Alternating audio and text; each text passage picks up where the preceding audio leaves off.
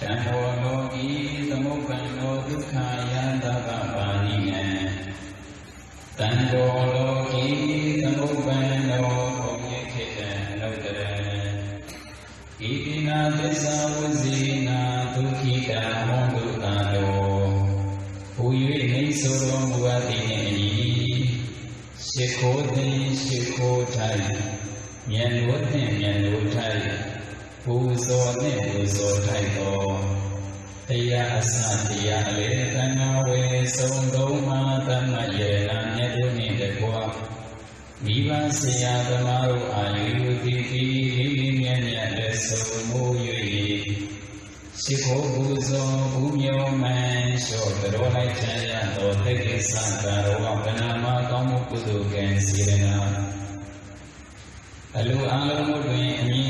amyai song chito dhamma dana tiya alu jiho bidu jayati dana kamukudu kensirena Saudi jayati dila kamukudu kensirena Wamya nalung vinyayati bhavana kamukudu kensirena Ito konga subhamyanya to kamukudu kensirena kamujam Phong yu ti ti qua Thia wala atu dhamma buza dhamma quay sinh nuôi trên bạc lưu tràng cổ gò Aludayika ma mitha sisa phong Alo go dhamma me suvidiyana parita phong bro phong đô ti Yani ma sa yu Maya di ko kudu diya ro ko yashi ong chu sa atuk naya jen Yashi kito kudu diya ro ko dani dicha tuwa ong chu sa atuk naya jen Maya di ko yaro ko dani si jen oksa yana ro ko yashi ong chu sa atuk naya jen Yashi kito yaro ko dani si jen oksa yana ro ko dani dicha diya ro tuwa ong chu sa atuk naya jen Mimiyo alo sidan daunda apan sinato Medaya bodaya rochin Nipan go linyan swa Myanmao pyuloi nai jati Chika basi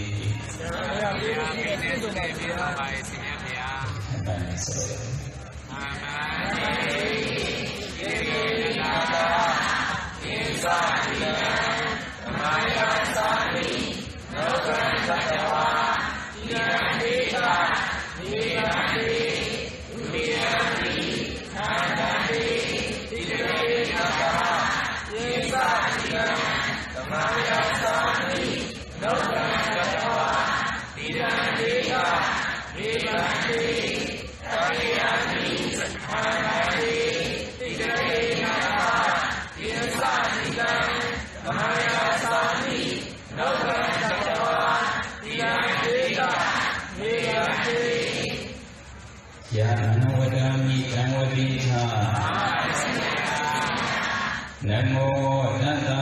Bhagavato Arahato Dhamma Sambuddhassa Namo Tata Bhagavato Arahato Dhamma Sambuddhassa Namo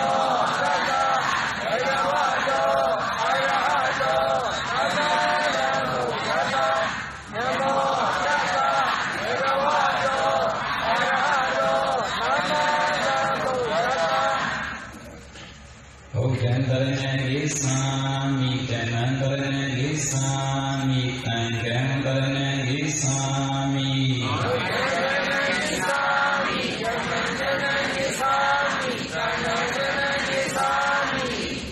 Tudiyani Bodhantarana Gisami Tudiyani Tanantarana Gisami Tudiyani Tangantarana Gisami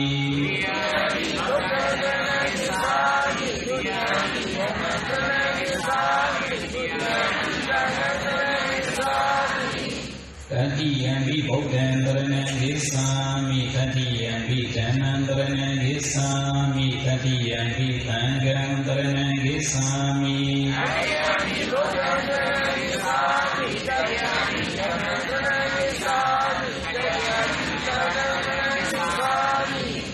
Ikarana kamana paripone Panati pata uramani tekhavaranga mariyami Dukatale Matate Amyeshambami Atena dana uramani tekhavaranga mariyami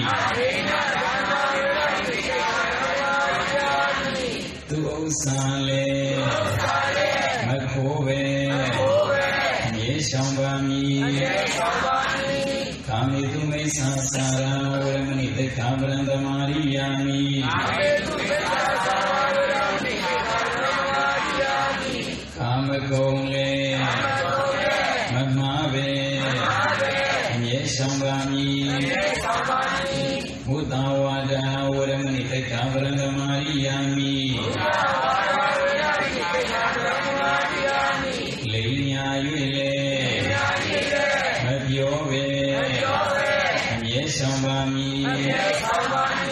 Dura Miriya Nisa Samaratana Uramani Tekhavaranga Mariyami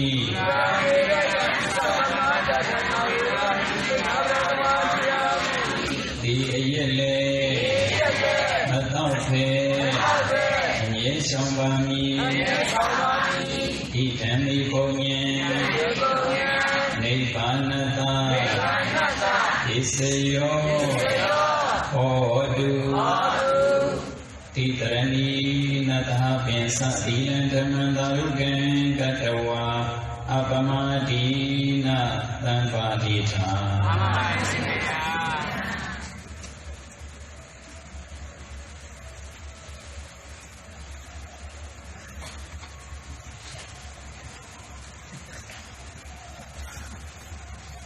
Ini Tadana Uni Natamaya Hasene Tone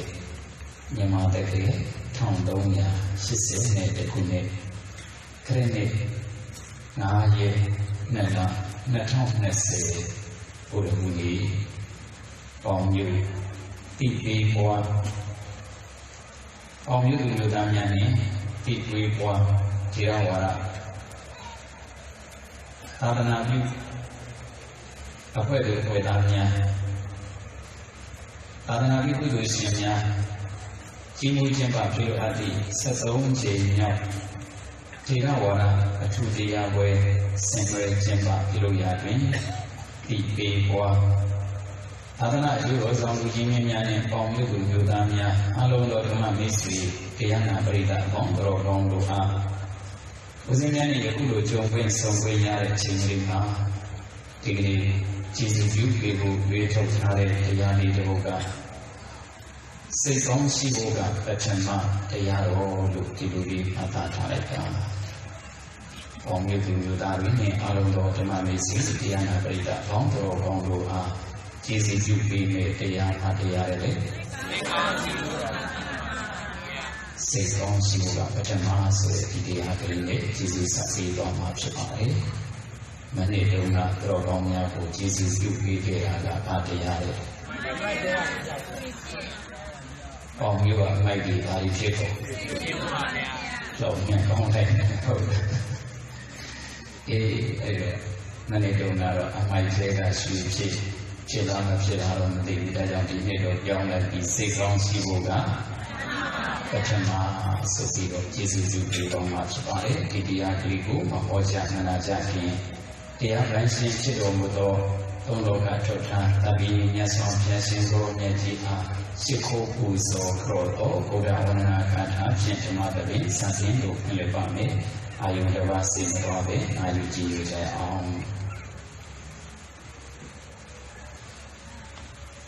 Mararivana Vedanta, Konda, Nana, Vidauda. Lisa Maninya Vidina Sina Padi Nadadawa Idina Tisawazina Dukita Hondu Nadawo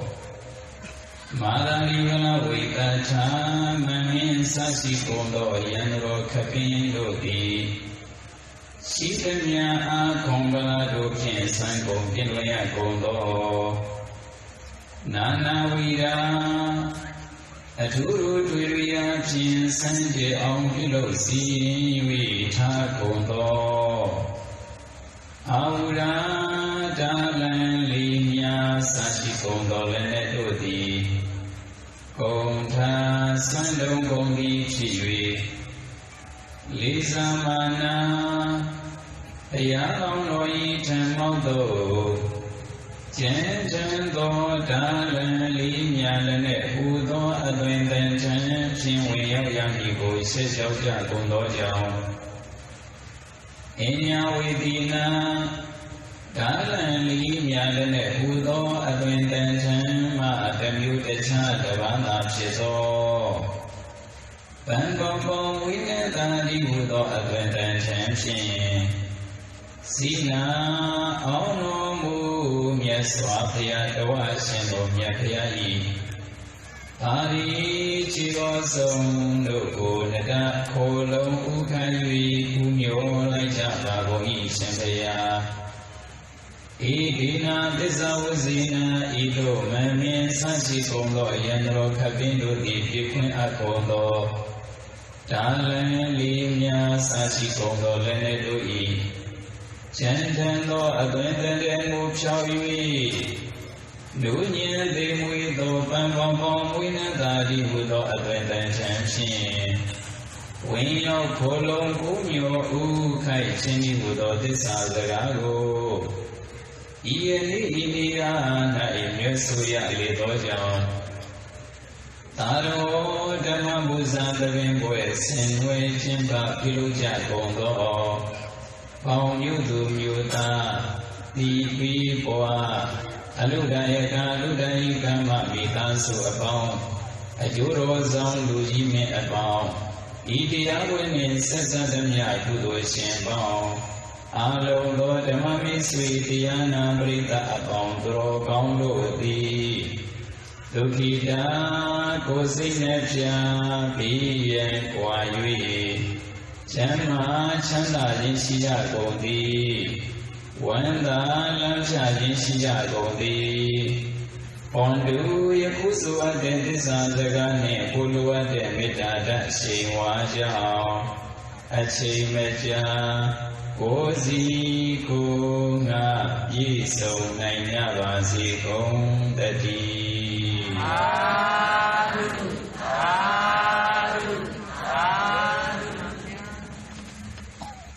Kikini Kong Yudu Yutari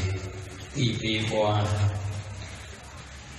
Tadana Juro Songri Adono Dhamma Misri Diana Brita Dwi Uzimyani Chongwen Songwen Yare Chingri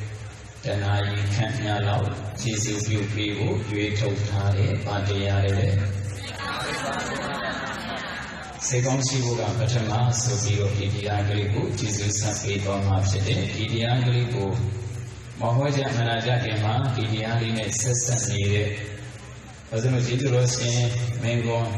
Tibirika Sero Yayi Soma Tware Soma Galine Dhamma Dhamin Satin Lo Kwalema Pshite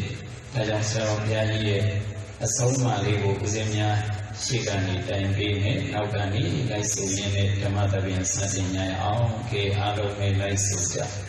Yoga Lala Malala Yoga Lala Malala Seika Labo Lo Ade Seika Labo Lo Ade Ke Nakau Suji Yoga Lala Malala Seika Labo Lo Ade Yoga Lala Malala Seika Labo Lo Ade Pong Yudu Yudharini Alo Do Dhamma Misri Diana Brita Dwi Loka Jima Luboa Yare Oguri Mani Yola Aung Leve Majuza Jabula Seya Aung Leve Majuza Jabula Loka Jima Yola Le Oguri Leve Amyai Mashibula Seya Le Oguri Le Mashibula Elo Shire Tema Loka Jima Luboa Yare Oguri Yola Yare Pukong Yau mana yang lele kisah mesibu, ayiji raga, yau nara raga, ayi mejibu, bana boga ayiji de, sena boga ayiji de, yau na boga ayiji da bana boga, sena boga bogiro ayiji de, tajam pamyu dumyu nari, jika pian magaropi, yau pienda ye, sei pienda ye, jine kuma beha ayiji da. Yau pian bo ye, sei pian bo ye, beha bo ayiji. E pamyu dumyu nari, jikini ka sabi o pampian ye. Nyado apian sei be pinyara la, yau be pinyara. Dege pian maga, aku dege pian. Yau na pian bo ye, senwe jemba kilo jare. Nabi melu trogongnya ye, makilo daga kana pian bo ye. Sei na pian bo ye, benan jamu le. Ei kisa. Ayuam no. Ero sei na pian bo ye, bema meja. Phong yo lo yi lo ma be. Ero dege ju sa pian bo ye ju sa ya ma. Aku dege ju sa ni ja da ga yogala pian bo ye. Ayo, loga ji ma pian pi lo sin yin long dai ji lai de kha nibbān yauk ma la sei la ma nibbān yauk. Sei la ma nibbān yauk pa bhya. Yoga yauk ne nibbān yauk nahi bu. Nibbān yauk ma.မှန်ပါဗျာ. အဲ့တော့ဒုဒကကမပေါင်းတော်ကောင်းတို့ယုံမလလို့အပေမကြစိတ်မလရင်တော့အပေကြနေစိတ်မလရင်တော့အပေကြတာမှန်ပါယုံမလယုံလေအပေမကြဘူးဗျာဒါကြောင့်ဘာပြင်ရရမလဲစိတ်ပြင်ရပါဗျာအခုဘာပဲပြင်နေကြဟုတ်ပါပဲပြင်ပါဗျာမနေ့ကမိုးလင်းကနေမိုးချုပ်ရုပ်ကြတော့အရေးတကြီးကြီးနော်အဲ့တော့ကိုယ်စိတ်ကလေးကိုအရေးတကြီးကြီးလောက်ရမှာဩငါပြောလိုက်တာလေသူ့ဘောငါပြောလိုက်တာမြန်လွန်သွားသလားငါပြုမှုလိုက်တာမြန်လွန်သွားတမျိုးဖြစ်သွားသလားမောက်မာသွားသလားဆိုတာကိုယ်စိတ်ကလေးကိုအကဲခတ်ပြီးတော့ပြင်ရမှာကိုယ်ရုပ်ကလေးကိုကြတော့မှန်ကလေးကြည့်ပြီးတော်ကောင်းများကြီးလိုအပ်တာလေးကိုမမြင်တာလားမြင်တာမြင်ပါဗျာကိုယ်ရုပ်ကလေးကိုမှန်တဲ့အရေးတကြီးကြီးပြင်တယ်လို့ကိုယ်စိတ်ကလေးကိုမှန်တဲ့တာအရေးတကြီးကိုယ်စိတ်ကလေးကိုလည်းပဲတကယ်အရေးတကြီးကြီးနဲ့တာပြင်မယ်ဆိုရင်ဒီပရိသတ်ကြီးဒီနဲ့တွေ့ရမှာမဟုတ်ဘူးနိဗ္ဗာန်ရောက်သွားတာကြာပေါ့ကိုယ်စိတ်ကလေးကိုပြင်ရမှာလောကကြီးမငြိမ်းချမ်းနိုင်တာဒီမိမိတို့ရဲ့စိတ်ကလေးကိုပြင်နိုင်လို့တဲ့ဒါကြောင့်တော်ကောင်းမြတ်ကြီးလောကကြီးမှာယုတ်ကလှတာမလှတာအရေးမကြီးဘူးစိတ်လှဖို့ကအရေးကြီးတယ်ဒါကြောင့်ယုတ်ကလှလာမလှလာစိတ်ကလှဖို့လိုအပ်တယ်လို့မင်းဆရာတော်ဘုရားကြီးကဆုံးမတာနော်မှန်ပါဗျာခဲလိုက်ဆိုကြည့်ပါအသာဖြူဖြူမဖြူဖြူအသာဖြူဖြူမဖြူဖြူသီလဖြူဖို့လိုအပ်တယ်သီလဖြူဖို့လိုအပ်တယ်နှခေါင်းအသာဖြူဖြူမဖြူဖြူသီလဖြူဖို့လိုအပ်တယ်အသာဖြူသီလဖြူဖို့လိုအပ်တယ်လောကကြီးမှာအသာဖြူတာမဖြူတာကအရေးမကြီးဘူးအရေးကြီးတာကဘာဖြူဖို့သီလဖြူဖို့အရေးကြီးတယ်တဲ့ဘယ်နှပါးသီလဖြူအောင်၅ပါးသီလအနည်းဆုံးတော့၅ပါးတော့ဖြူရမှာနော်မှန်ပါဗျာအနည်းဆုံး၅ပါးတော့လုံးကျော်အောင်ကြိုးစားကြရမယ်အဲဒီ၅ပါးသီလကြီးလုံးကျော်အောင်ကြိုးစားလို့၅ပါးသီလရှုသွားပြီစင်ကြယ်သွားပြီ၅ပါးသီလကိုဧကံမုဋ္ဌလုံးဆိုရင်တော်ကောင်းများအတွက်တန်တရာကြီးအတွက်ပါစိတ်ကြီးရ၅ပါးသီလလုံးဖို့ဆိုတာအလုံးကြီးမတန်းမှအရေးကြီးတယ်တဲ့၅ပါးသီလမဖြူရင်တော့တော်ကောင်းများရဲ့အပေချနိုင်တယ်အသားမဖြူလို့အပေမချဘူးသီလမဖြူရင်တော့အပေချသွားမှာအေးဒါကြောင့်အသားဖြူတာမဖြူတာအရေးမကြီးဘူးသီလဖြူဖို့ကပိုအရေးကြီးတယ်အဲ့တော့သီလနဲ့ပြည့်စုံဖို့အလုံးကြီးမတန်းမှအရေးကြီးတယ်၅ပါးသီလရှိတဲ့ထဲမှာတော်ကောင်းများဥစဉ်များက၅ပါးလုံးညာလုံးလို့တော်ကောင်းများကြီးတပါးလောက်ချင်းရင်ကိုပဲအလုံးဝမ်းသာစရာကြီး အရှင်ဘုရား၅ပါးသီလကြီးကများလုံးနဲ့ဘုရားအရှင်ဘုရားတပည့်တော်ဓမ္မချင်းကျူးစားပါမယ်အရှင်ဘုရားဆိုပြီးတော့အဲဒီ၅ပါးသီလတွေကပါဏာတိပါဒဝေရမဏိသိက္ခာပဒံသမာရိယာမိသူတော်ဘာတတိကိုတတ်ခြင်းမှရှောင်ကျင်မှမိရှင်ဘုရားဒီအတွင်းပါဏာတိပါဒသိက္ခာပုဂ္ဂလိတပုဂ္ဂိုလ်များလုံးဝအောင်ဆောင်သိမယ်ဆိုရင်ဒီနေ့ပေါင်မျိုးသူမျိုးသားတွေကပါဏာတိပါဒသိက္ခာပုဂ္ဂိုလ်လုံးဝအောင်ဆောင်သိရင်ပေါင်မျိုးမှာရှိနေတဲ့သက်ရှိတ attva တွေအားလုံးငြိမ်းချမ်းမှုရမရပါဗျာ။ဩသူများအသက်မတတ်ကြတော့ဘူးဆိုတော့ပေါင်မျိုးမှာရှိနေတဲ့သက်ရှိတ attva အားလုံးငြိမ်းချမ်းမှုရသွားပြီ။ပါဏာတိပါဒသိက္ခာပုဂ္ဂလိတပုဂ္ဂိုလ်လုံးနာနဲ့ပေါင်မျိုးနဲ့တမျိုးနဲ့လုံးမှာရှိနေတဲ့သက်ရှိတ attva တွေအားလုံးငြိမ်းချမ်းမှုရသွားပြီ။မြန်မာတနိုင်ငံလုံးကအဲ့ဒီပါဏာတိပါဒသိက္ခာပုဂ္ဂိုလ်လုံးရောဆောင်ထင်းရင်တနိုင်ငံလုံးမှာရှိနေတဲ့သက်ရှိတ attva တွေငြိမ်းချမ်းသွားပြီ။ဒကမာလုံးကအဲ့ဒီသိက္ခာပုဂ္ဂိုလ်ဒီပုဂ္ဂိုလ်လုံးရောထင်းရင်ဒကမာလုံးမှာရှိနေတဲ့သက်ရှိတ attva တွေငြိမ်းချမ်းသွားပြီ။အခုတကဘာလုံးကသက်ရှိတ attva တွေအားလုံးငြိမ်းချမ်းမှုရရဲ့လားမရပါဘူးဗျာ။ဘယ်သိက္ခာပုဂ္ဂိုလ်မလုံးလို့ပါဏာတိပါဒသိက္ခာပုဂ္ဂိုလ်မလုံးတော့သူတော်ဘယ်တ attva မှငြိမ်းချမ်းမှုမရဘူး။တရားနာရင်ရှင်ကလေးလာကြိုက်လိုက်တော့ဖတ်ကနေရှောင်းလိုက်ဦးမှာနော်။မှန်ပါဗျာ။ဟုတ်ရဲ့လား။မှန်ပါဗျာ။အေးအဲ့ဒီတော့သူတော်ကောင်းများ၅ပါးသီလကိုမပြောနေတပန်းလုံးလုံးရင်ကိုပဲဒီကဘာကြီးကတော်တော်ငြိမ်းချမ်းသွားပြီ။အာရိဏဒနာသိက္ခာပုံဉ္ဇလုံးလိုက်ရင်ဘယ်လောက်ဉာဏ်ငြိမ်းချမ်းမလဲစဉ်းစားကြည့်။အေးပါဏာတိပါဒတပန်းလေးကိုတော်တော်ငြိမ်းချမ်းနေပြီ။အဲ့တော့တော်ကောင်းများ၅ပါးသီလကလုံယုံနေဆိုရင်အလုံးအလုံးကိုပဲငြိမ်းချမ်းသွားပြီ။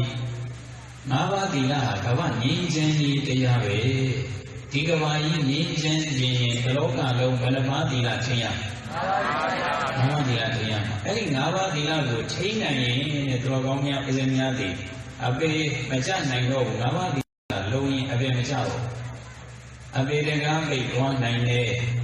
ဒါကြောင့်အသာဖြူတာမဖြူတာအရေးမကြီးဘူးသီလဖြူဖို့ကအရေးကြီးတယ်သီလဖြူဖို့လိုအပ်တယ်ဒီလိုလေးဆုံးပါနော်မှန်ပါဗျာအသာဖြူဖြူမဖြူဖြူသီလဖြူဖို့လိုအပ်တယ်ကဲလိုက်ဆိုပြီးငွေကြီးချမ်းသာမချမ်းသာငွေကြီးချမ်းသာမချမ်းသာစိတ်ချမ်းသာဖို့လိုအပ်တယ်စိတ်ချမ်းသာဖို့လိုအပ်တယ်နှခေါင်းငွေကြီးချမ်းသာမချမ်းသာစိတ်ချမ်းသာဖို့လိုအပ်တယ်ငွေကြီးချမ်းသာမချမ်းသာစိတ်ချမ်းသာဖို့လိုအပ်တယ်လောကကြီးမှာငွေကြီးချမ်းသာတယ်ဆိုတာလည်းကောင်းပါတယ်စိတ်ချမ်းသာတာကကိုကောင်းပါတယ်ငွေကြီးချမ်းသာမှုတွေငွေကြီးချမ်းသာအောင်ကြိုးစားကြတယ်ပြုလုပ်ကြတယ်ဆိုတာကသက်ဆိုင်ရှားတယ်ဆိုတာတကယ်ကတော့စိတ်ချမ်းသာဖို့ပဲငွေကြီးတွေချမ်းသာအောင်ရှားတယ်ဆိုတာစိတ်ချမ်းသာတယ်လို့ရှားဒါပေမဲ့လို့စိတ်ချမ်းသာခြင်းလို့ဆိုပြီးတော့သက်ဆိုင်ရှားကြတဲ့တရားဓမ္မတွေဟာရှားတာကတော့စိတ်ချမ်းသာခြင်းလို့သက်ဆိုင်ရှားတယ်ဒါပေမဲ့သက်ဆိုင်နောက်လိုက်လွန်အားကြီးသွားတဲ့အခါမှာသက်ဆိုင်နောက်လိုက်လွန်အားကြီးသွားတဲ့အခါကျတော့တော်ကောင်းမြတ်ရဲ့တစ်ခါတည်းစိတ်ချမ်းသာမှုတွေပျောက်သွားတယ်အရင်ချမ်းသာခြင်းတော့အားကြီးတဲ့အခါကျတော့မနေ့ကမိုးမလင်းသေးဘူးတော်ကောင်းမြတ်ရဲ့သူများတွေကအဲ့လိုကောင်းလို့ရှိရင်သူကအစိုးရညိုးနေရတယ်အစိုးရထနေရတယ်မနေ့ကမိုးမလင်းသေးဘူးသူကအစိုးရထားရတယ်ဘုံတော်ကောင်နဲ့လှုပ်ရှုပ်နေညမိုးချုပ်နေပြီသူများတွေအိတ်ကုန်များပြီကိုယ်မှမအိမ်နိုင်သေးဘူးသူများတွေစားကုန်များပြီအေးစီစီစားနေကြတာကိုယ်မှအေးစီစီမစားနိုင်ဘူးအေးစီစီလည်းမစားရအေးစီစီလည်းမနာရအေးစီစီလည်းမအိပ်ရအိုးတခါလေအလုံးရှုပ်နေလိုက်တယ်သူတို့ကောင်းများလောကကြီးကတော့သူ့ကိုတတိလို့သတ်မှတ်ထားတာလူချမ်းသာလို့သတ်မှတ်ထားတာလောကကြီးကတော့သူ့ကိုလူချမ်းသာလို့လာပြောတာတစ်စက်မှမရှိဘလောက်ဒီအောင်ရှင်ကြီးဆိုးကလေးဆိုရင်အဲကွန်အလုံးပေါင်းမြောင်များစွာအောက်ကထွေးပြန်နေတာလောကကြီးအဲကွန်ခံတွေကထွေးပြန်နေကြတဲ့တတိတွေရှိဘူးလားရှိပါပါဗျာငွေကြီးတော့ချမ်းသာတယ်စိတ်ချမ်းသာမှုမရတော့အဲကွန်အောက်ကထွေးပြန်အဲကွန်မရှိလို့ထွေးပြန်တာထားလိုက်ရင်အဲကွန်အောက်ကကိုထွေးပြန်တာဆိုတော့တော်ကောင်းများကြီးငွေကြီးချမ်းသာမှုရှိပေမဲ့လို့စိတ်ချမ်းသာမှုမရှိလို့ပေါ့မှန်ပါဗျာငွေရှားရဆိုတာဘာချမ်းသာလဲ စိတ်ချမ်းသာခြင်းလို့ရှာတာအမှန်ကတော့စိတ်ချမ်းသာခြင်းလို့ပတ်စံရှာတာဒါပေမဲ့လို့ဝေနောက်နိုင်နှုန်းအားကြီးတဲ့အခါမှာစိတ်ချမ်းသာမှုပျောက်သွားတတ်တယ်အဲ့ဒါသူတရိထားပတ်စံချမ်းသာတယ်ဆိုတာကောင်းတယ်ဒါပေမဲ့လို့ပတ်စံချမ်းသာပြီးတော့စိတ်ချမ်းသာမှုတစ်စက်မှမရှိဘူးဆိုရင်တော့အဓိပ္ပာယ်ရှိဘူးပတ်စံချမ်းသာတာမချမ်းသာတာတဲ့အရေးကြီးတာစိတ်ချမ်းသာဖို့ပဲစိတ်ချမ်းသာရင်ဘောဟာပြည့်စုံတာပဲစိတ်ချမ်းသာဖို့အလုံးအင်မတန်မှအရေးကြီးတယ်ဒါကြောင့်တော်ကောင်းမြတ်ကြီးဝိကြီးချမ်းသာမချမ်းသာစိတ်ချမ်းသာဖို့လိုအပ်တယ်အဲ့တော့လောကကြီးမှာတော်ကောင်းမြတ်ကြီးဝိကြီးချမ်းသာတယ်ဆိုတာတော့ဒါဝိကြီးတွေစုလို့ကတော့တော်ကောင်းမြတ်ကြီးဇီဝဥစ္စာတွေဝိကြီးတွေစုရင်ဘဝတနတ်ဆာစေကုသိုလ်တွေများများစုကုသိုလ်တွေပြုရင်တတမနာလုံးဆာဆိုရင်ကြီးတယ်လက်ဆံကြီးချမ်းသာအောင်စုရင်တော့ဘဝဆာစေကုသိုလ်တွေစုရင်တတမနာလုံးဆာစေဝိကြီးချမ်းသာမချမ်းသာစိတ်ချမ်းသာဖို့လိုအပ်တယ်ကဲလိုက်ဆိုကြည့်ဘယ်သူကောင်းကောင်းမကောင်းကောင်းဘယ်သူကောင်းကောင်းမကောင်းကောင်းကိုယ်ကကောင်းဖို့လိုအပ်တယ်ကိုယ်ကကောင်းဖို့လိုအပ်တယ်ဆိုကြည့်ပါဘယ်သူကောင်းကောင်းမကောင်းကောင်းကိုယ်ကကောင်းဖို့လိုအပ်တယ်ဘယ်သူကောင်းကောင်းမကောင်းကောင်းကိုယ်ကကောင်းဖို့လိုအပ်တယ်လောကကြီးမှာဖြစ်စီမကောင်းသည်ဖြစ်စီအဲ့ဒါအရေးမကြီးဘူးအရေးကြီးတာကိုကောင်းဖို့သူများတွေကောင်းတာမကောင်းတာကအရေးမကြီးဘူးကိုကောင်းဖို့ကအရေးကြီးဆုံးပဲအေးရတော့သူတို့ကောင်းဆိုတာအတတ်နိုင်ဆုံးကိုကောင်းအောင်ကြိုးစားသွားတာကိုကောင်းအောင်ကြိုးစားသွားတာဘယ်သူမှအပြစ်ပြောမနေသူများတွေကောင်းတာမကောင်းတာတွေကိုသူတို့ကောင်းအဲ့တော့ကြီးမဆိုင်ဘူးကိုကောင်းဖို့ပဲကိုပဲကြီးဆိုင်စေအဲ့တော့သူတော်ကောင်းလို့ခေါ်တယ်သူတော်ကောင်းလို့မြည်ပြီးတဲ့အတတ်နိုင်ဆုံးမိမိကိုယ်ပဲကောင်းအောင်ကြိုးစားသွားတယ်သူများတွေကောင်းတာလည်းဒီမဆိုင်ဘူးမကောင်းတာလည်းအဲ့လောက်ကြည့်အောင်စိတ်ထဲမထားဘူးအေးကိုကောင်းအောင်ကြိုးစားကြရမယ်အဲ့ဒါမှသူတော်ကောင်းလို့ခေါ်တယ်သူတော်ကောင်းလို့မြည်ပြီးကိုယ်စော်ကားလည်းပဲသိပြီးတော့အပြစ်ကြီးပြောမနေဘူးကိုကောင်းအောင်လုပ်သွားတာအေးဒါကြောင့်သူတော်ကောင်းနေငါလေးဥစ္စာခဏကလည်းပြောခဲ့မိတယ်လို့ထင်တယ်ကြည့်လိုက်ဆိုကြည့်ပါသူတော်ကောင်းသူတော်လာအောင်ဘုရားကောင်းသူမတော်လဲဘုရားကောင်းသူမကောင်းလဲဘုရားကောင်းဓမ္မသူတော်ကောင်းသူတော်ကောင်းသူတော်လာအောင်ဘုရားကောင်းသူမတော်လဲဘုရားကောင်း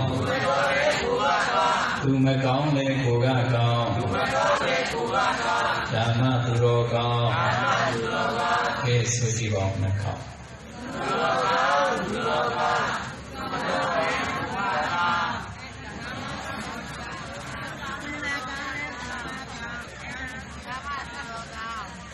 အဲ့ဒီလည်းမရရင်တရားဝင်မသိဘူး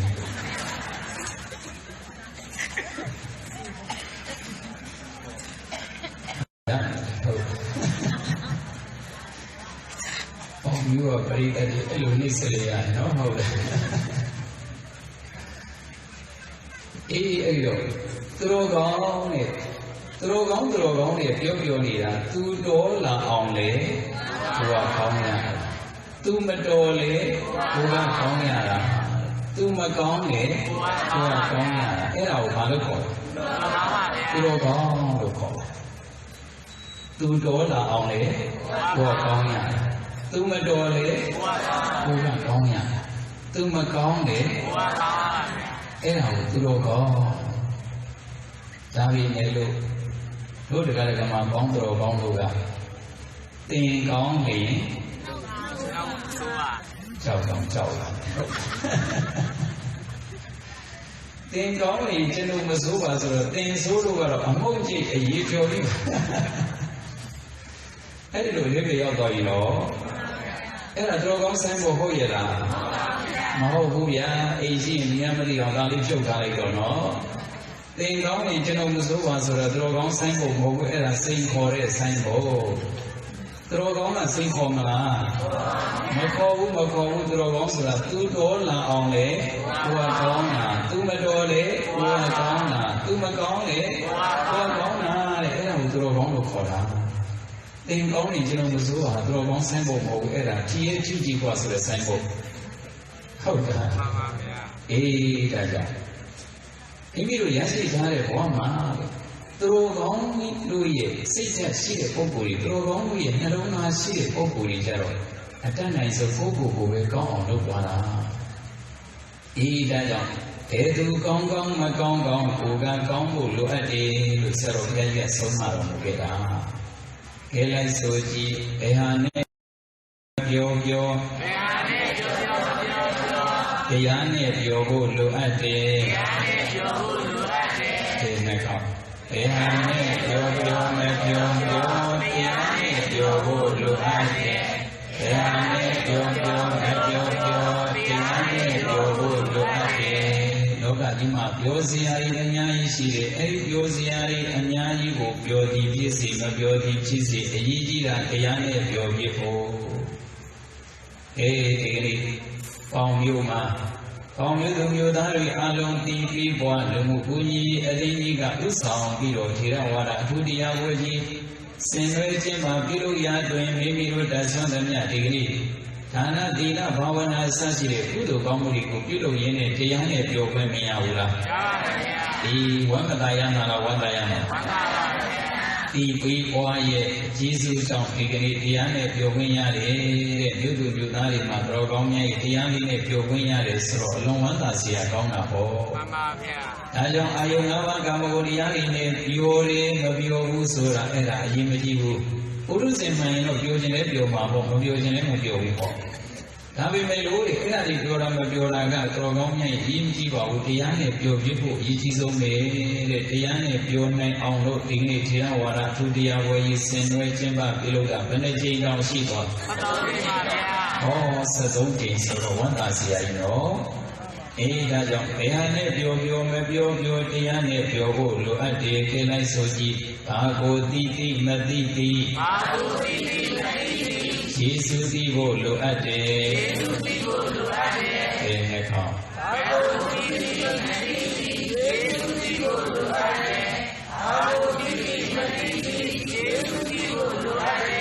Loka yuma titi titai dari, anyayi sire. Eri titi titai dari, anyayi ga trogomnya ichanari tiga batiga che ayijira ga Jesus ibo. Tigani tipi bwa lumu kunyi adini ga tirawara aturiya woyi senwe jemba pilodati phaya Jesus taina Jesus tibo ko. Lepulo tiya woyi senwe jemba pilopire sen yudu yudari yakwe dari Yani Yawi, Alo Jola Jaya, Miss Vidiana Bridadi, Tayalinian, the book of Naja Queen Yani, Tayasagalian Pecon, Jagwin, now Queen Yan Boy, Eric Yasagali Pecon, boy, the Kulum Johnny Bonnet. Tayasagali Pecon, boy, the Kulum Gong, Johnny Bonnet. That's how the Rogonia, Tibiago is sent Jemba Piluda, Tia Jesus Tilu. That's how the Yago did each other, Nanaya Malanaya. Nago Naya Mala, Mabi on Nayama.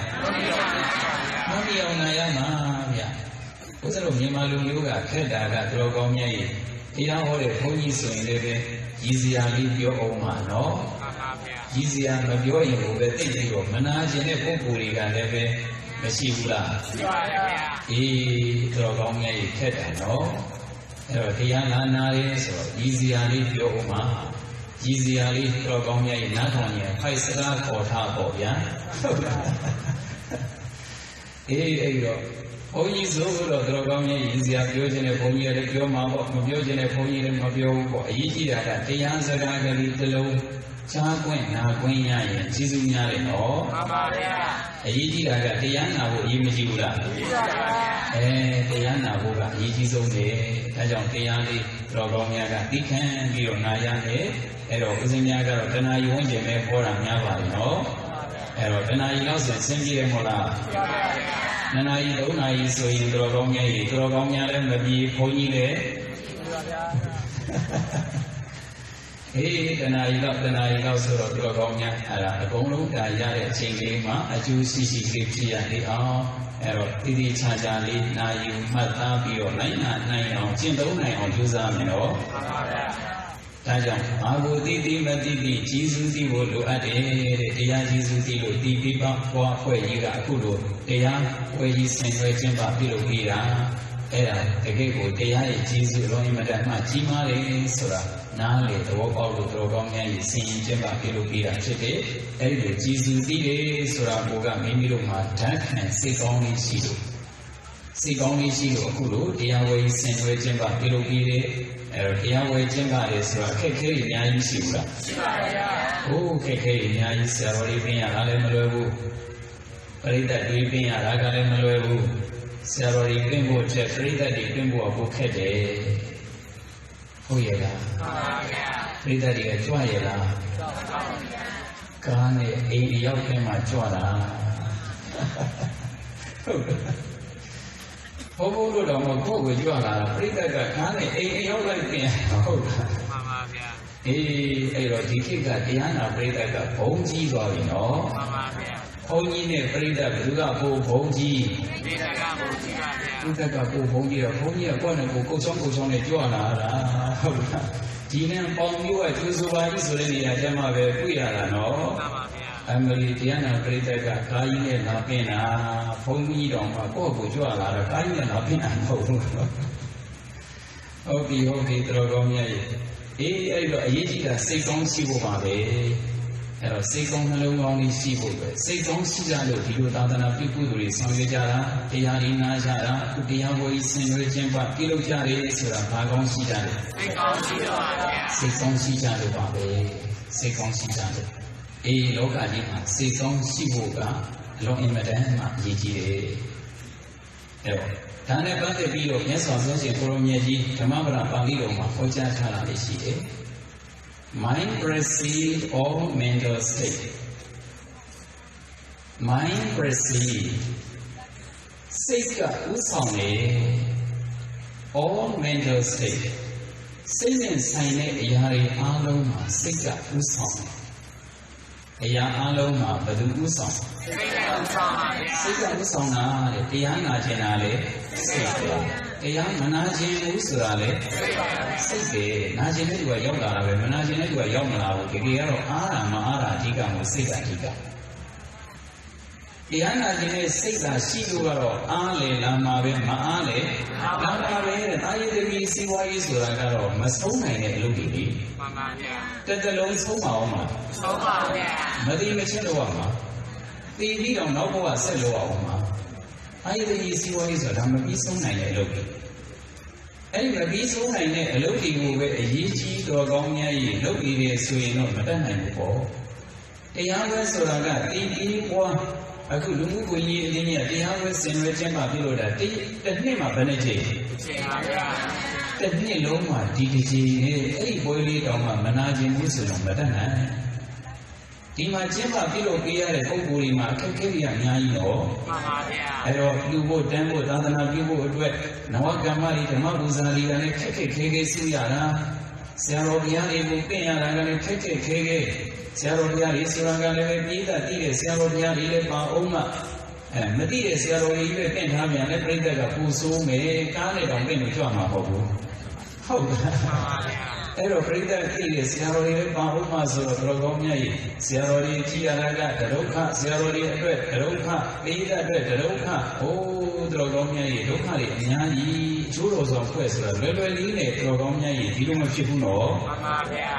တရားနာပရိသတ်ကတော်ကောင်းကြီးတရားနာပြီးခါကောရင်မော့ပြီးကြွသွားလို့ရတယ်ဒီမှာအကျိုးတော်ဆောင်ဖွဲ့အဲ့လိုကြွလို့မရဘူးဗျာမှန်ပါဗျာအကုန်လုံးတော်ကောင်းကြီးပတ်စာခွာဖြာသိဟုတ်လားအကုန်လုံးလောက်ရတာတော်ကောင်းကြီးရှုပ်ခဲ့တဲ့အမိုက်ကြီးလည်းပဲအကျိုးတော်ဆောင်ဖွဲ့ရှင်းရတော်ကောင်းကြီးပြဿနာလုပ်ခဲ့တာမှလည်းမြတ်အကျိုးတော်ဆောင်ဖွဲ့အကုန်လုံးပြဿနာရှင်းရမှာအေးအဲ့တော့တကယ်ကတော့စိတ်ကောင်းရှိကြတဲ့ပုဂ္ဂိုလ်တွေမို့ဒီလိုအနစ်နာခံတာပါအဲ့ဒီစိတ်ကောင်းရှိကြတဲ့ပုဂ္ဂိုလ်တွေအနစ်နာခံတဲ့ပွဲလေးမှာတို့ကတော့တစ်နှစ်မှတစ်ခါပဲဝါနာမယ်ဟိဆိုတဲ့စိတ်ကလေးရှိရင်ဒီနေရာရောက်ကိုရောက်တယ် target, Mala, target, Dimagona, Banana, Logan, Nasi, also a Logan, Bomahik, Six. Maybe a secret at time of Yoga, Mamma, Satan, a time of Yoga, Mamma, a Yida, Satan is on mind proceed or mental state. Satan sign ya alma, Sika with Sona. Sika with Uzi, Satan, she one constant. Mine is their chief. Loga in a Sika, GK. Sika GK, six hundred Rogonia is a Nobia. The Yana Solane, six. The Yana Solane, six. Six years, the Yana Genes, the Yahweh would Rogonia, Yahubia, the Yukana Buya, Yahubia. Manaro was Rodebe, even be one. Ego.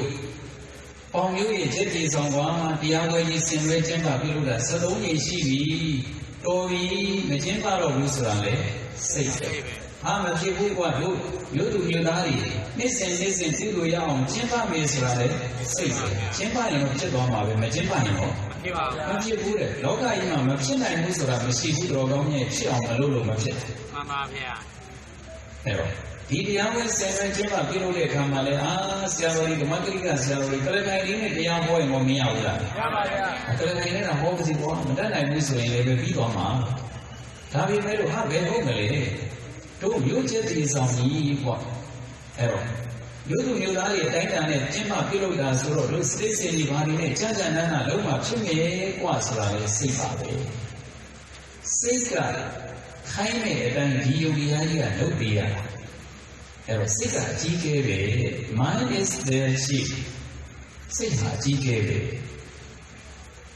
They are mine made. They are all Sika Pilotara. Yimina, Tripidia, Ayalomo, Badugalo, Sika Lota. A good idea where you go cook, Midivari Chajanana, see, oh, the Masris in Ivari Chajanana, see, a little Sinsara, Baduloka. Sika look at your mother, Sika and so long ago, the one, though you could have handed 4 1, so you never could have handed a Myanmar. Jajana species in a Kanana Luma was so in a very danger bomb. A deep garo. Sika Pilotara, the Jimmy Winnie the Kulo Miana, Sika Pilotara, look your mother. A young alone was Sika the Pilotara. Lajanale 6, Malajanale 6, Ovaviqua, the Los Vincent of Varis 6 can go no Indiana. If when speak or X, does only your logo speak your story X with an evil mind. Macone 60 your so doesn't be your logo, Magone 60 your story, suffering for reason. 2 years now got Dokha like it. Magone 60 your Sujane, Pilojane, Sui, 2 years now like Dokha like that in Magone 60 your Sukemilo, Pilokemilo. Magone 60 does only your logo, your Sukemi, Pilokemi, Sui, 2 years now, Lucy, Dokha Shide. Kuga says you say your marine, you also get me a Pilokemi, and Punama, Dokha Shide. Dunya will coach the city, Dunya will nip at the city, Rogamia, Kuga, you also get me a Pilokemi, and Punama, Dokha Shide. Kuye Nauga, send some here, Dokha. Kuye Nauga Nibio, Tajan Makwa, Rogamia, a Yekama Nauga Lanira, Dokha. Magone say, you also gave me Pilo Camilo. Magone say, you also Pilo Messin, Toboque, Noma, Dokashi, Ubama Bane, another under the lesson, just share a Yelo. Ludware Nauga, Badulanga. A Yay like a Ludware Nauga, a Yay like the Luve. Magone say, you also Pilo Lepogue and Nauga, Doka like a Doka like Error. Who you know that? Dokha the Noko like Nidadi Magone sing it, Yosu Gelu, Giluke. Teria can join just as we play you way. No, I see I know that Rogomia in Levy had a Noko like Nidalube. Magone sing it, Yosu Jan, Gilujan, says, no book we know that Dokha the Noko like it. No, I see I know that Levy the Noko like Nidalu, Dokha the Noko like Gola. Ah, do Dokha in Yanida. Doka Yoga, after looking Doka Yoga, Doka, a little yoga, Ladrogonia, Kubu and Madone. Madone Kubu, you know what to see. Doka see. Gone a Kubu, no matter Dukashi. Gone a city, Yosu came a pillow came a sitting at Habilo, Puni songs of him as a Kubu, no matter Dukashi. Happiness follows him. Do you know that Duka like it? Just as Chelu. Ludwig and Noga, ye like the Lube. Sidana Tabilo, Yosu, Filoge, Obu, and Nama. Tukariha, ye like the Ludanka. Or Sidana Tabilo, Yosume, Sidana Tabilo, Gilo, Mesu, and Nama, Tukashi. Magone Sidine, Yosu, Filo, Mesu, and Nama, Tokashi. Toka Sansi. Kuya Noga, Doka Sonida, the Magone singing Yosu Kilokele. Kuya Noga, Tukai, Tujaro, Simbilaida, Amiran Sechana Yare, Amiran Puchana Yare, Akilumian Chana, Tukai, Kuya Noga, the Gogo Lainidale, Sikon Lomo Tabilo, Yosu Kilokele. Sikon Wipilo, Yosu Kiloyin. Kuya Noga, Tukai. Magone singing Yosu Kiloyin, Kuya Noga, Doka like it. Magone singing Yosu Kilo de Pokuri for her Doka. Gone singing Yosu Kilo de Pokuri for her Dukavi. Dukane Bionia di Sikon Silo. Dokane Bioana say Magone Silo, say Magone for Iroke, Yosu gave me the Kuma Dokari, a poor Punia. Dokari in a Winia. That's what that is. Who say Gribu in my own user and user? Who say Gribu in your user? Say, don't you are alone in the Dama, E.G.A. E.A. Say, don't alone see and the Padre. Taraga little Kudine, you can be an answer. Oh, Razine. Omo Diago, Piago, Tema, Para Mobu. Razine and Surasi. Brazil and Javamara. Brazil and Panamejira. Oh, don't see that. It follow John Mayama, no? Brazil and Sura, the Chinuma, Toro Sina. A lot of saying the little me, John to John Ali, John Day and Luluwa. John Day and Luluwasa, Lukanda. Sasia and she. I love you on seeing her. I don't really welcome my thing don't know. John Ali don't know. Hello, you never see it, John Ali don't know. John Day in it. Sasia and she look at me, I didn't hurt you, Luluwa. Hallelujah, the lady is so. Cannot I get low? Through Lua, the Loka. Ah, look it. Yamaning, cannot I get a low loading with here? Salute on me. Tavi look at me. Cannot take Yari, cannot take beer. Hello, Yari, cannot take beer alone. A little lowliga, then my do the race, was in your India name and chocolate face in Haruna. Area name, Udari, cannot take it, Kalali, Nyai City. Kalali, Kalasi, I Maduro, cannot take it, Duri, cannot take it, Nyai. And Madrusi Matidali, the Daddy, the long Sansari. And it did not get Ali, Kanadivari, and she loaded, Brass received, Seawoody received, and Person Leve, another Person Yan, I did a check. I did a will see my child below. Fanago, that tension of what I did, Brass, the total in 8 did a little count. Kalalia. Udaya may be a task like this in white. Another day, the Brass, total in it, had a little copy, as in the copy. I will call it a change on another day, Julia. Another change is 8 hours, so we put in it. So we put in it, and I do it, and I put in another Silo, and Silo be the kind of Siri, the chance. စေးပါရွှေရွှေနဲ့ဆိုပြီးတော့ခါစေးပါပန်းပြီးတော့တက်တက်နာနာစေးပါရောင်ပြန်တင်ပေးရတယ်အဲ့လိုတင်ပေးလိုက်ရင်ပတ်စံပေးတယ်အဲ့ပတ်စံလေးကိုတက်တာလေးထည့်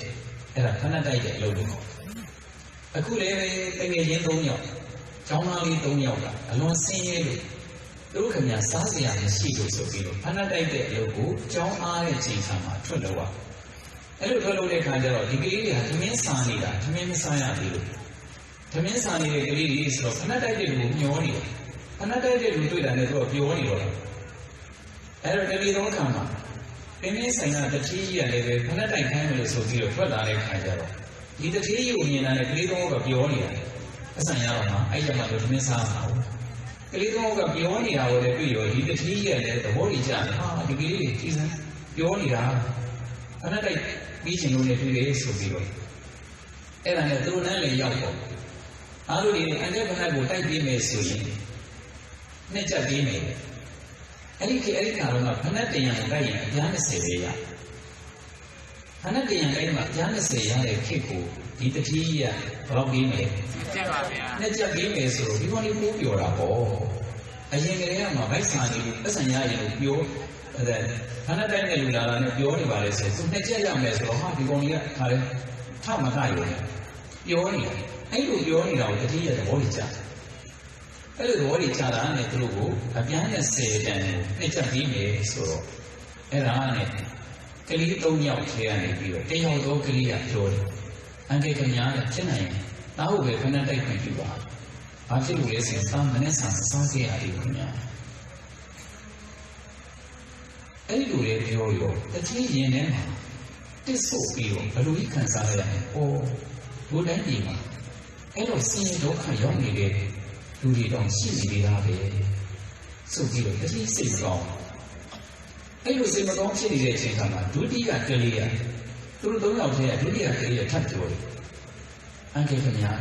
ရှင်းနိုင်မယ်ဆိုရင်အားဝယ်ခဏတိုက်ခွင့်ပြုပါ။ဘာဖြစ်လို့လဲဆိုရင်သူသမီးမစားရတာတမလက်ပဲရှိသေးတာ။သားနေတဲ့ကောင်မိသားစုစုလုံးသမီးမစားတာ3ရက်ရှိပြီဆရာ။ဟာစောစောတော့မှစိတ်မကောင်းဖြစ်နေတဲ့တတိယမနဲ့ဆာမစားရသေးဘူးလို့ပြောတဲ့စကားနဲ့တောင်တော်တော်စိတ်မကောင်းဖြစ်သွားတာအခု3ရက်တောင်မစားရဘူးဆိုတော့ရင်ထဲမှာဘယ်လို့မှမထိနိုင်တော့အော်ဒိုတိုင်းအခြေအနေအဲ့လောက်ရှိအောင်စိုးရနေပါလားစိုးပြီးတော့တော်တော်စိတ်မကောင်းဖြစ်သွားအဲ့လိုစိတ်မကောင်းဖြစ်နေတဲ့အချိန်ကမှနောက်ဆုံးကလေး3ယောက်ထဲကနောက်ဆုံးကလေးကဘာမှပြောတယ်လဲဆိုတော့အန်တီခင်ဗျာဟုတ်တယ်ခဏတိုက်ခွင့်ပြုပါဘာဖြစ်လို့လဲဆိုသူတို့ခဏတိုက်ခွင့်ပြုမယ်ဆိုရင်တယောက်ကသမင်းစားရပြီးတော့တယောက်ကစားမှာမဟုတ်ဘူး။အဲ့ဒါဆိုတော့ခဏတိုက်ခွင့်ပြုပါ။နောက်ခဏတိုက်ခွင့်ပြုလို့သက်ဆိုင်ဆက်ကြမြဲရမယ်ဆိုရင်တယောက်တစ်ချက်စီဆွဲပြီးခြင်းလို့ပါဆရာ။ဟာအဲ့ဒီမှာစိုးစိုးကဟာရာကစိတ်မကောင်းလို့အခုဟာရာကြတော့အရန်ကိုအံ့ဩပြီးတော့လေးစားပြီးတော့ဟာကနေအင်္ဂလိပ်ဖြစ်သွားတတိယအရန်ကိုလေးစားသွားတာပဲအဲ့ဒါနဲ့ကြည်စံတော်တော်စိတ်ကောင်းရှိတဲ့ကလေးပဲကြည်စံအလုံးအင်မတန်မှမုံမြတ်တဲ့နှလုံးသားပန်ရှင်ပဲဒီလိုနှလုံးသားမျိုးနောက်မှတော့မရှိပါလားဆိုပြီးတော့ကဲအထူးဘွားဆိုပြီးတော့ခဏကြီးကိုအဲ့ဒီကလေးရဲ့တာပေါ်မှာတခါလေးခြေတော်ကြီးထိုးတင်အဲ့လိုထိုးတင်တဲ့ခါကျတော့ကလေးကစက်စက်နာနာဖတ်နေရှင်းရှင်းတရားလုပ်ပြီးတော့ဒါလေးစေးပါရေးတရားတုပ်ပြီးတော့ပြီးတော့သူ့ပတ်စံနဲ့ချက်ပေးလိုက်တယ်အထီးရဲ့နှစ်ချက်လေးပြီးတော့အဲ့ဒီနှစ်ချက်ကိုသူ့လက်ထဲရအောင်ယူပြီးတော့တစ်ချက်စီသူ့ရဲ့တင်ငယ်ချင်း2ယောက်သမင်းမစားတဲ့တင်ငယ်ချင်း2ယောက်ကိုပြီးတော့တစ်ချက်စီခွဲပေးအဲ့ဒီမှာလည်းတတိယတော်တော်ကိုလေးစားသွားဘယ်သူကလေးစားတတိယရတယ်ဘယ်သူတွေကိုလေးစားတာလဲမင်းစင်ရသားလေးတွေဘယ်သူတွေကိုလေးစားလဲဘယ်သူကလေးစားလဲတကယ်လေးစားရမှာကစင်ရသားလေးတွေကနေတတိယကိုလေးစားမှာအခုဥစ္စာကတတိယကစင်ရသားလေးကိုလေးစားတော့ ဘာကောင်းရှိလို့ စိတ်ကောင်းရှိလို့ပါ စိတ်ကောင်းရှိလို့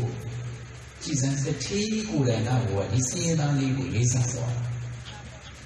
စိတ်ကောင်းရှိလို့အဲ့ဒါနဲ့တတိယအိမ်ကိုသာပြန်သွားတာသူ့ရဲ့နှလုံးသားဒီကလေးစီမှာရောက်တယ်။အိုးမုံမြတ်လိုက်တဲ့နှလုံးသားပန်ရှင်လေးဒီကလေးမှာကိုကြီးရှင်လိုက်တာဆောင်းလျှောက်ရှင်လိုက်တာဘယ်လိုလုပ်ရင်ကောင်းမလဲဆိုပြီးတော့ခါတဲ့တဏီလုံးပညာလုံးစိတ်ကဒီကလေးစီမှာစွဲတယ်။နောက်နေ့ကျတော့သူဒီမခံနိုင်ဘူး။အဲ့ဒါနဲ့ဒီမြောက်တစ်ခေါက်ပြန်လာပြီးတော့ဒီကလေးတွေဘာလုပ်နေလဲချောင်းကြည့်တယ်။နောက်နေ့လေဒီကလေးတွေဒီနေ့တွေ့တာနဲ့သာပြီးမသိမလားကြံတဲ့ကလေးတွေမသိအောင်ဆိုပြီးတော့ဒီကလေးကိုခေါ်ထုတ်သွားပြီးတော့တတိယသူ့ဆိုင်မှာအလုပ်ပေးလိုက်တယ်။အေးရောအလုပ်ရသွားတယ်ဒီကလေးကစိတ်ကောင်းရှိတဲ့ကလေးဘာဖြစ်သွားပြီ။အလုပ်ရသွားတယ်။ဘာကောင်းရှိလို့စိတ်ကောင်းရှိလို့ပါစိတ်ကောင်းရှိလို့အဲ့ဒါနဲ့အလုပ်ရသွားတဲ့ခါကျတော့အဲ့ဒီလိုအလုပ်လေးရသွားရောတော်ကောင်းများကြီးဒီကလေးဟာအလုပ်ရတဲ့ခါမှာလေသူစိတ်ကောင်းနှလုံးကောင်းရှိလို့အလုပ်ရတယ်လို့နားလေသဘောပေါက်ပြီးတော့အတတ်နိုင်ဆုံးသူ့ကိုယ်သူစိတ်ကောင်းနှလုံးကောင်းရှိအောင်ပဲပို့ပြီးတော့ကြိုးစားတယ်။အဲ့ဒီလိုပို့ကြိုးစားလေးကျန်တဲ့ပုဂ္ဂိုလ်တွေကသူ့ကိုလေးစားလေးသူကစိတ်ကောင်းရှိလေးကျန်တဲ့လူတွေကသူ့ကိုလေးစားလေးနဲ့သူဟာအလုသမားဘဝဖြစ်ပြင်ဖြစ်များတော်လေးပဲသူများရဲ့အခက်အခဲကိုကိုကြီးလေးစောင့်ရှောက်တယ်အဲ့ဒီလိုစောင့်ရှောက်လေးသူ့ကိုလေးစားကြလေးနဲ့နောက်ဆုံးသူကအလုသမားတွေအားလုံးထဲမှာခေါင်းဆောင်ကြီးဖြစ်ပြီးတော့သူတို့နိုင်ငံရွေးကောက်ပွဲကျင်းပပြုလုပ်တဲ့အခါမှာသူတို့ရဲ့နိုင်ငံရွေးကောက်ပွဲကျင်းပပြုလုပ်တော့သူဟာအလုသမားတွေဘက်ကနေပြီးတော့ခေါင်းဆောင်ဖြစ်ပြီးတော့ရွေးကောက်ပွဲမှာရွေးခံအဲ့ဒီလိုရွေးခံရတာနေပြီးတော့သူသာနိုင်ငံခေါင်းဆောင်ဖြစ်ခဲ့မယ်ဆိုရင်တဲ့ဒီဘရာဇီးနိုင်ငံကြီးဒီအကယ်၍သူကသာနိုင်ငံခေါင်းဆောင်ဖြစ်ခဲ့မယ်ဆိုရင်ဘရာဇီးနိုင်ငံသားတွေအားလုံးဟာတနေ့ကိုထမင်း3နဲ့အနည်းဆုံးစားဖို့စားနေတယ်။စင်းရဲတာတွေချမ်းသာတာတွေဒါမှပြောနေတောင်းစားတာတွေတောင်းမစားတာတွေလားမပြောနဲ့လူတိုင်းဟာတနေ့မှာထမင်းဘယ်နဲ့စားနေလဲ3နဲ့ပါဗျာ3နဲ့စားဖို့စားနေရမယ်ဆိုပြီးတော့ကြီးညာပြီးတော့မဲရွေးခံတာသူ့ဝိုင်းပြီးတော့မဲထည့်ကြတယ်တဲ့မဲထည့်ရင်နဲ့သူဟာအမတ်လောင်းကနေတစ်ဖြည်းဖြည်းနဲ့နောက်ဆုံးသမတ္တာကြီးဖြစ်သွားတယ်ခဏတိုက်တမားလေးဘဝရောက်အောင်ကိုပဲအလုံးအင်မတန်မှဆင်းရဲတဲ့ကလေးဟာသမတ္တာကြီးဖြစ်သွားအဲ့ဒီလိုသမတ္တာကြီးဖြစ်တဲ့ခါကျတော့သူပြီးတော်ထားတဲ့အတိုင်းပဲနိုင်ငံကိုအကောင်းဆုံးဖြစ်အောင်ကြိုးစားလိုက်တာနိုင်ငံ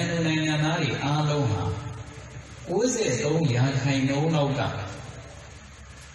ထမင်း3နဲ့စားနိုင်တော့အောင်ကိုပဲအရင်အောင်မြင်သွားတယ်တိုးတက်သွားတယ်တဲ့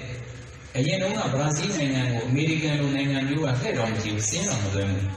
ဒီသမတ္တာကြီးလက်ထက်ကျတော့ဘရာဇီးနိုင်ငံကိုအမေရိကန်လိုနိုင်ငံမျိုးကမော်တော်ကြည့်ရတယ်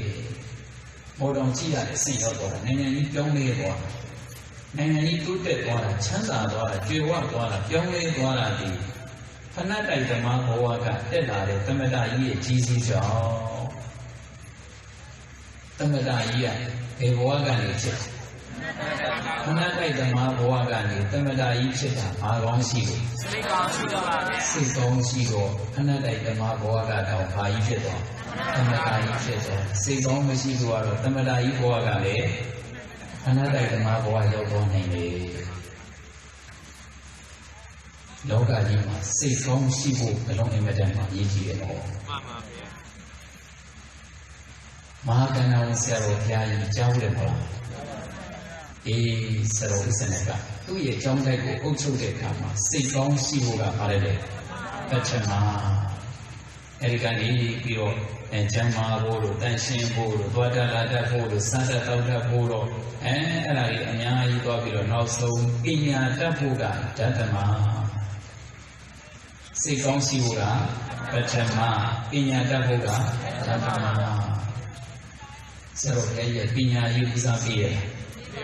မပေးဘူးဗျာဘာဦးစားပေးလဲစိတ်ကောင်းရှိဖို့ဦးစားပေးတာဘာဖြစ်လို့မြန်ဆရာတော်ဘုရားကြီးပညာကိုဦးစားမပေးတာလဲစဉ်းစားကြည့်ရအဲ့တော့ဒီကနေ့မြန်မာနိုင်ငံမှာဖြစ်နေကြတာကတော့ပညာတတ်ဖို့ကပါတယ်လေပထမ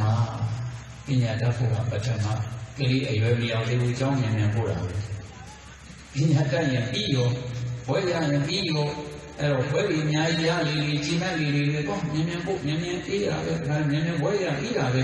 ကျောင်းကြီးပဲတွန်းပို့တာ Emily, the kid John up here, and so choosing John, now, home, and I. We are a donor, I will go to very lady, something, no more, I will go to people. Then I see the two society alone. Saji alone, level the John, King, Pine Bano, yellow, beauty, John, as you carry this. Oh, Viva Donna. Sado in Eos of Viva Donna. Erodone and Saro Tovare, John Matro Romney, and ascended in a boy, Yapari, Sari, Tapari, Pina later, go a other media. Viva enjoy a Kanyai Namel. Kanyai Namel. Kanyai came home local.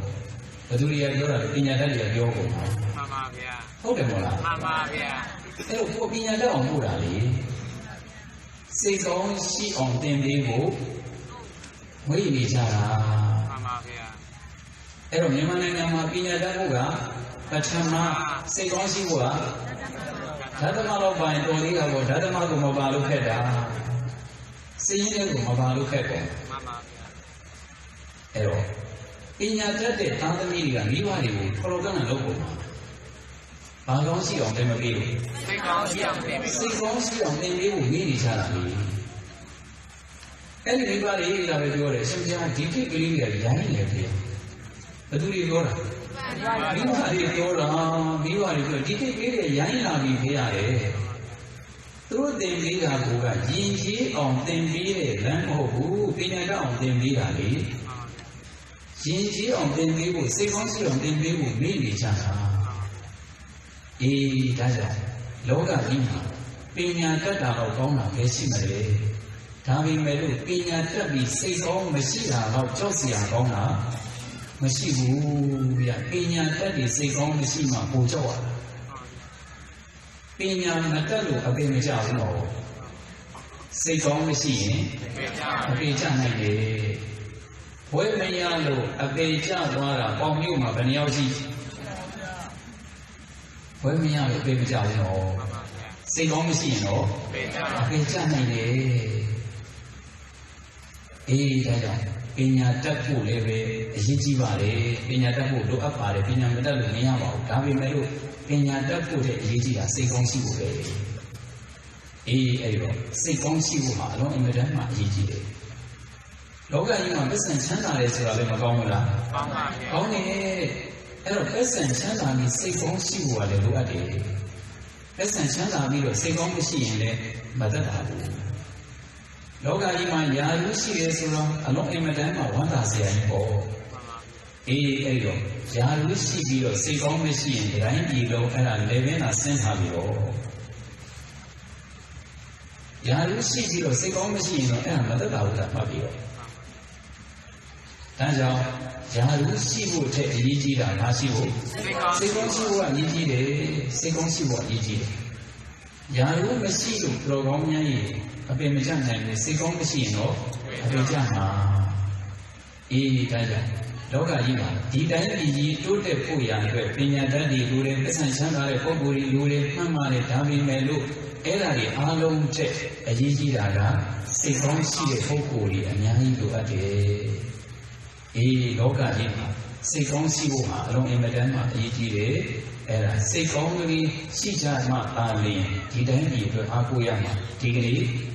Pomu, Jetizam, Kudo, Tamabuza, the Benboy, Senway, Jemba, Pilo, and also Pilo, TP, or Lubuyi, then the Denari, Kudo, Nena can be,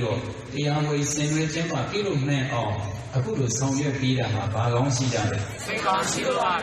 Sijalo, Lucian, one below Lubira, Bagon Sijalo. Second Sijalo, second Sijalo, Drogomia, in a very marvel. I got the logo, doing Bass and Lude. Second Sijalo, Hamu, Diamo, the way, Chema Piluda, Vedamo, Idia, Nabi, Ludia, Boha, Yai, Young 190, Como 190. Arrow 2 out or 2 may hit, Manana, year, 10.